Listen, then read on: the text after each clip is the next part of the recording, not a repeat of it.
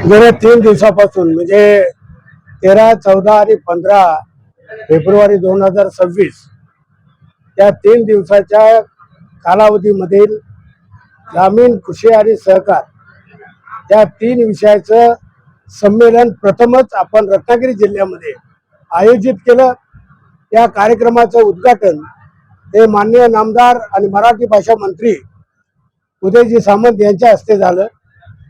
या कार्यक्रमामध्ये विविध विषयावर जवळजवळ 12 सत्र होती, ते अत्यंत चांगल्या प्रकारे पार पाडली आणि आज हा समारोपाचा कार्यक्रम आपण पार पाडत आहोत।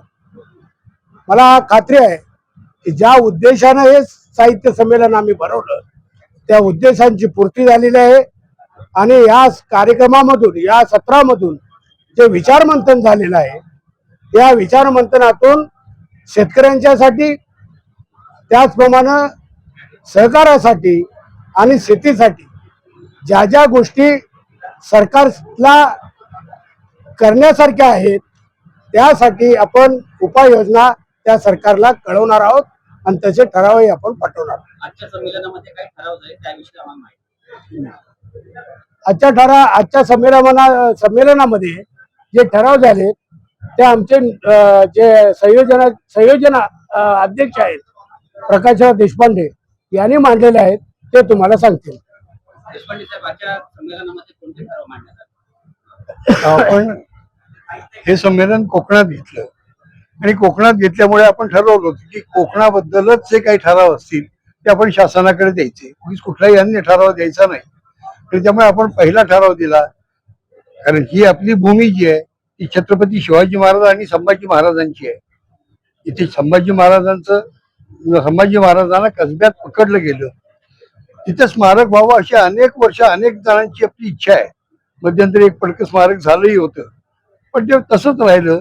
आता तरी शासनानं करावं म्हणून मध्यंतरी आमदार शेखरजी निकमांनी अजितदादांना एक पत्र दिलं होतं की 300 कोटी रुपये तुम्ही त्यासाठी द्या, आणि त्यांनी त्याला मान्यता दिली होती।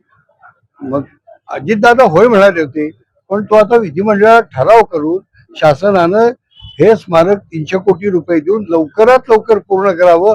उभ्या महाराष्ट्राला हे स्मारक स्फूर्तीदायक ठरणार आहे, कारण छत्रपती संभाजी महाराजांचा आयुष्य, संपूर्ण आयुष्य हे ज्वलत जहाल असं आहे, आणि ते ज्वलत जहाल आयुष्य पुढच्या पिढीला कळायचं असेल ना तर तसंच स्मारक तिथे व्हावं यासाठी आपण हा ठराव दिलेला आहे। अजून एक आपण ठराव केला मराठी, अजून एक ठराव दिलाय, कारण आहे की आपण कोकणात राहतो।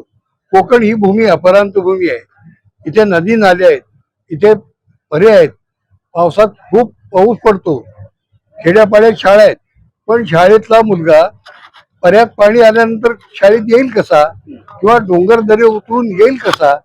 संच मान्यता वगैरे घाटावर किंवा सखल प्रदेशात ठीक आहे, पण इथे तो निकष लावणं शक्य नाही आहे, कारण नाहीतर मुलांना शिक्षणापासून वंचित राहावं लागेल।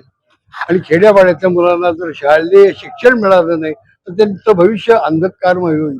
आणि म्हणून आपण असा ठराव मांडलाय की शासनानं कोकण भूमीसाठी वेगळा निकष लावावा आणि संच मान्यता रद्द करून या शाळांना इथल्या जीवदान द्यावं।